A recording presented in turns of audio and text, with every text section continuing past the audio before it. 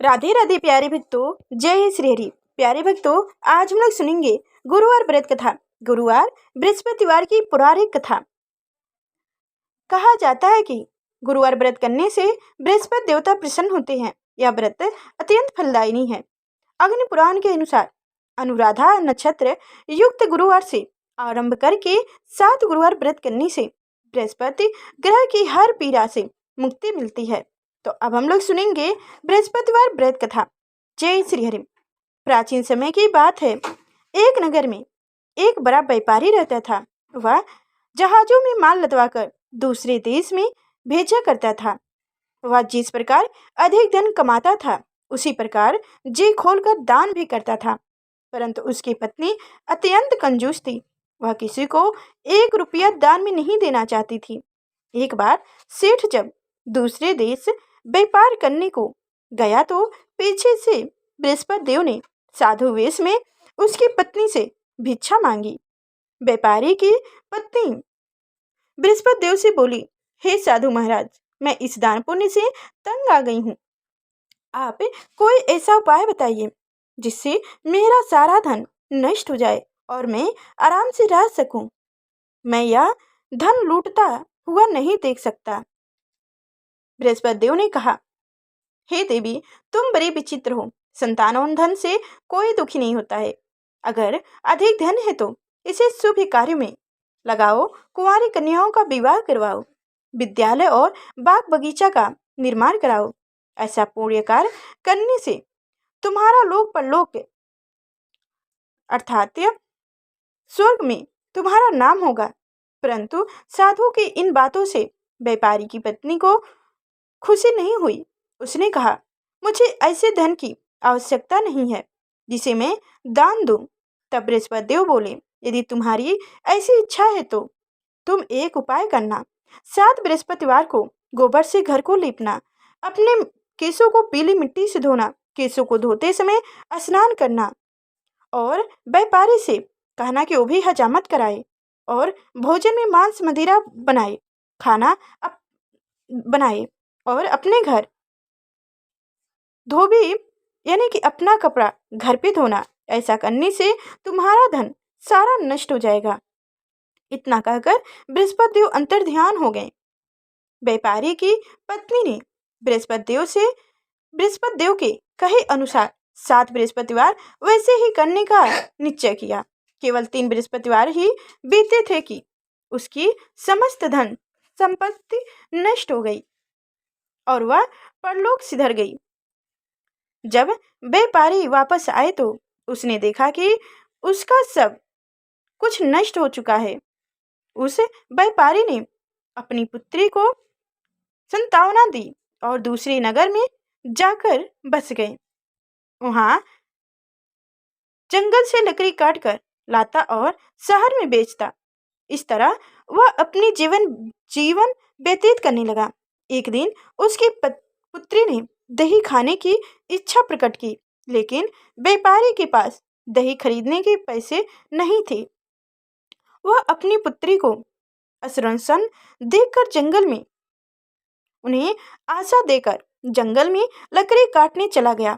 वहां एक वृक्ष के नीचे बैठे अपनी पूरी दशा पर विचार करने लगा और रोने लगा। उस दिन बृहस्पतिवार था। तभी वहां बृहस्पति देव साधु के रूप में सेठ के पास आए और बोले, हे मानुष, तू इस जंगल में किस चिंता में बैठा है? तब व्यापारी बोला, हे महाराज, आप सब कुछ जानते हैं। इतना कहकर व्यापारी अपनी कहानी सुनाकर रो पड़ा। बृहस्पति देव बोले, देखो बेटा, तुम्हारी पत्नी ने बृहस्पति देव का अपमान किया था, इसी कारण तुम्हारा यह हाल हुआ है। लेकिन अब तुम किसी प्रकार का चिंता मत करो। तुम गुरुवार के दिन बृहस्पति देव का पाठ करो। 2 पैसे से चने और गुड़ को लेकर जल के लोटे में डालकर वह अमृत और प्रसाद अपने परिवार को सदस्य और कथा सुनाने वालों को बांट दो। स्वयं भी प्रसाद और चरण अमृत लो। भगवान तुम्हारा अवश्य कल्याण करेंगे। साधु की बात सुनकर व्यापारी बोला, महाराज, मुझे तो इतना भी धन नहीं बचता कि मैं अपनी पुत्री को दही लाकर दे सकूं। इस पर साधु बोले, तुम लकड़ियां शहर में बेचने जाना, तुम्हें लकड़ियों के दाम पहले से दुगुना मिलेगा, जिससे तुम्हारे सारे कार्य सिद्ध हो जाएंगे। उसने लकड़ियां काटी और शहर में बेचने के लिए चल पड़ा। उसकी लकड़ियां अच्छे दाम में बिक गई, जिससे उसने अपनी पुत्री के लिए दही लिया और गुरुवार की पूजा करने के लिए और कथा हेतु चना गुड़ लेकर कथा की ओर प्रस्थान कर गया और लोटे के जल में गुड़ और चना की दाल डालकर केले के पेड़ की पूजन की और वही प्रसाद लोटे में पानी भरकर गुड़ और चना डालकर चना अमृत बनाया और वही चना की दाल और गुड़ प्रसाद बनाया और वही उसी दिन से बाटा। कथा कही और कथा कहने के बाद से जितने लोग थे सभी को वो प्रसाद दिया और चना अमृत बनाकर उसको दिया। तभी से सभी लोग उसी दिन से उसकी सभी कठिनाई दूर होने लगी। परंतु अगले बृहस्पतिवार को वह कथा करना भूल गया। अगले दिन वहां के राजा ने एक बड़े यज्ञ का आयोजन कर पूरे नगर के लोगों के लिए भोजन का आयोजन किया। राजा की आज्ञा अनुसार पूरा नगर राजा के महल में भोजन करने गए, लेकिन व्यापारियों उसकी पुत्री तनिक विलंब से पहुंची। अंत्य उस दोनों को राजा ने महल में ले जाकर भोजन कराया। जब वो दोनों लौटकर आए तब रानी ने देखा कि उसका खूंटी पर टंगा हार गायब है। रानी को व्यापारी और उसकी पुत्री पर स्नेह हुआ कि उसका हार उस दोनों ने ही चुराया है। रानी के कहने पर राजा की आज्ञा से उस दोनों को कारावास की कोठरी में कैद कर दिया गया। कैद में पड़कर दोनों अत्यंत दुखी हुए। वहां उन्होंने बृहस्पति देवता का स्मरण किए। बृहस्पति देव ने प्रकट होकर व्यापारी को उसकी भूल का आभास कराया और उन्हें सलाह दी कि गुरुवार के दिन कैद खाने के दरवाजे पर तुझे 2 पैसे मिलेंगे। उनसे तुम चने और मुनक्का और गुड़ मंगवा कर विधि पूर्वक बृहस्पति देवता का पूजन करना, तुम्हारे सब दुख दूर हो जाएंगे। तब जाके बृहस्पतिवार को कैद खाने के द्वार पर उन्हें 2 पैसे मिले। बाहर सड़क पर एक स्त्री जा रही थी। व्यापारी ने उसे बुलाकर गुड़ और चने लाने को कहा। इस पर वह स्त्री बोली, मैं अपनी बहू के लिए गहने लेने जा रही हूँ, मेरे पास समय नहीं है। इतना कहकर वह चली गई। थोड़ी देर बाद वहां से एक और स्त्री निकली। व्यापारी ने उसे बुलाकर कहा कि हे बहन, मुझे बृहस्पतिवार की कथा कहनी है, तुम मुझे 2 पैसे का गुड़ चना ला दो। बृहस्पति देव का नाम सुनकर वह स्त्री बोली, भाई मैं तुम्हें अभी गुड़ चना लेकर देती हूँ। मेरा इकलौता पुत्र मर गया है, मैं उसके लिए कफन लेने जा रही थी, लेकिन मैं पहले तुम्हारा काम करूँगी, उसके बाद अपने पुत्र के लिए कफन लेकर आऊँगी। वह स्त्री बाजार से व्यापारी के लिए गुड़ चना ले आई और स्वयं भी बृहस्पति देव की कथा सुनी। कथा के समाप्त होने पर वह स्त्री कफन लेकर अपने घर और प्रसाद लेकर गई।